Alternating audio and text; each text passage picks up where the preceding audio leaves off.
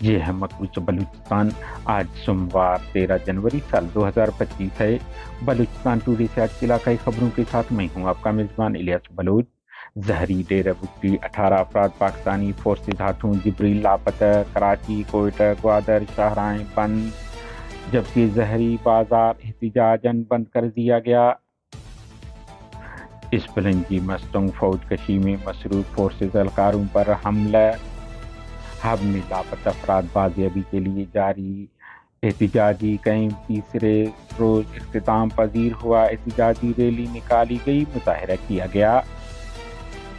تربت جبریل لاپتہ فدا ولیدات کی بازیابی کے لیے ریلی نکالی گئی۔ گوادر آل پارٹیز اتحاد کے سربراہ کے رہائش گاہ پر چھاپے، خلاف گوادر میں شہر بازار دکانیں بند رہے۔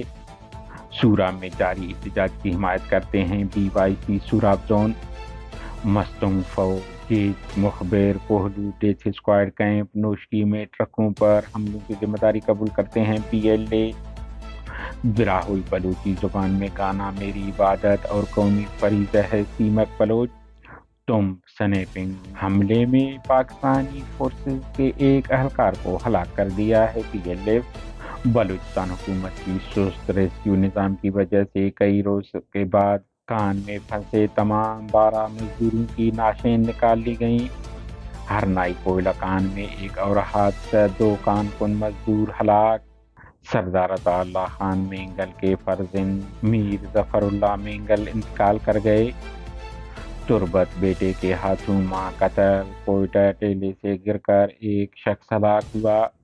ضلع خضدار کے تحصیل زہری کے مختلف علاقوں میں گزشتہ شب پاکستانی فورسز نے چھاپے دوران متعدد افراد کو حراست میں لے کر لاپتہ کر دیا۔ بعد اذان لواحقین نے زہری بازار کو بند کر کے ادھر انجیرہ کراس کے مقام پر کوئٹہ کراچی شاہراہ اور سوراب کے مقام پر کوئٹہ گوادر شاہراہیں بند کر دیں اور دھرنا دے دیا۔ رات گئے تک انتظامیہ کے ساتھ مذاکرات ناکام ہونے کی وجہ سے دھرنا بدستور جاری رہا۔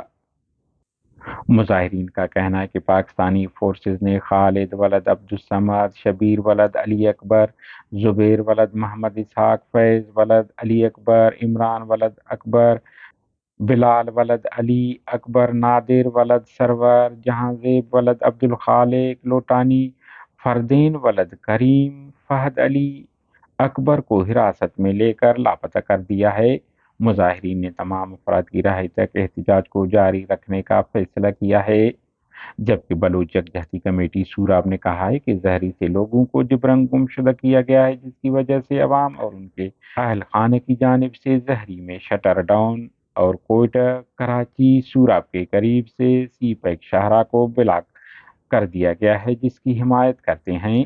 ڈیرہ بگٹی سوئی حمزہ کالونی میں پاکستانی فورسز نے چھاپہ مار کر 9 افراد سے زیادہ کو حراست میں لے کر نامعلوم مقام منتقل کر دیا۔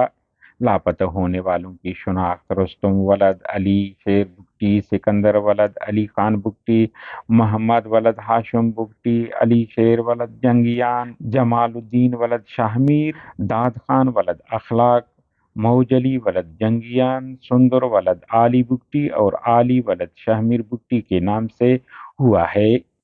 ذرائع کے مطابق ڈیرہ بگٹی کے علاقہ سوئی حمزہ کالونی میں فرنٹیئر کور، ایف سی اور سی ٹی ڈی نے چھاپہ مار کر گھروں میں لوٹ مار مچا دی۔ خواتین اور بچوں کو تشدد کا نشانہ بنایا گیا۔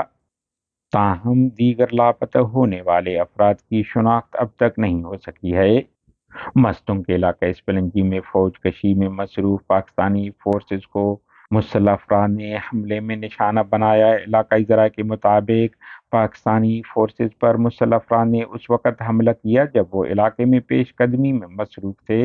حملے کی وقت شدید فائرنگ اور دھماکوں کی آواز سنی گئی۔ فورسز پر حملے کی ذمہ داری بی ایل اے نے قبول کی ہے۔ بلوچستان کے صنعتی شہر ہب چوکی میں لاپتہ افراد کے لواحقین کی جانب سے قائم 3 روزہ احتجاجی کیمپ تیسرے دن اختتام پذیر ہو گیا۔ کیمپ کے آخری روز لواحقین نے ہب پریس کلب سے ایک احتجاجی ریلی نکالی، جو شہر کے مختلف شاہراہوں سے گزرتے ہوئے واپس پریس کلب کے سامنے ختم ہوا۔ یہ احتجاجی کیمپ گزشتہ سال اکتوبر میں لاپتہ 2 بھائیوں جنید حمید اور یاسر حمید کے لواحقین نے لگائی تھی۔ 3 روزہ کیمپ میں دیگر لاپتہ افراد کے اہل خانہ کے علاوہ بلوچ یکجہتی کمیٹی کے اراکین، سیاسی کارکنان اور شہریوں نے بھی شرکت کی تھی۔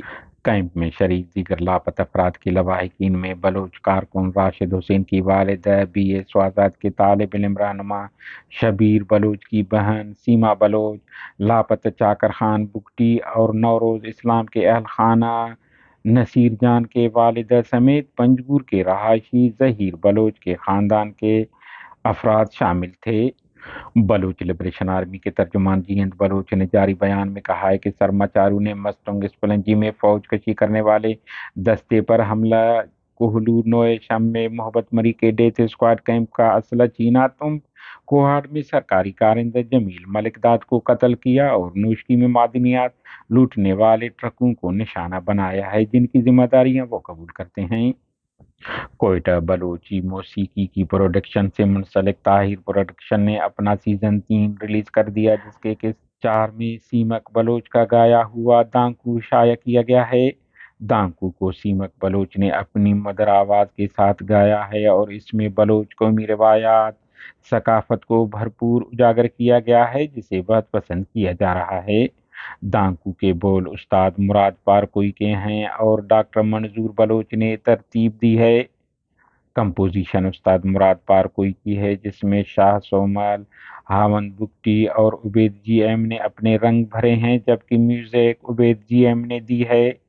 ڈاکٹر امداد بلوچ نے اسکرپٹ اور محراب خالد نے ڈائریکشن دی ہے۔ ان کی سریلی آواز، خوبصورت بول اور موسیقاروں کے شاندار تال میل نے گیت کو 4 چاند لگا دیے ہیں۔ دانکو ریلیز کے ساتھ ہی سوشل میڈیا پر دھوم مچانے لگا۔ 12 سالہ سیمک بلوچ کلاس ششم کا طالب علم اور کچھی حال کوئٹہ کا رہائشی ہے۔ ان کا کہنا ہے کہ بلوچی اور براوی میں گانا میری صرف شوق نہیں بلکہ عبادت اور قومی فریضہ بھی ہے۔ ہمارے نیوز کو لائک اور شیئر کریں تاکہ پاکستان اور اس کے فوج کی درندگی کی نیوز زیادہ سے زیادہ انسان دوست لوگوں اور ملکوں تک پہنچ پائیں۔ شکریہ۔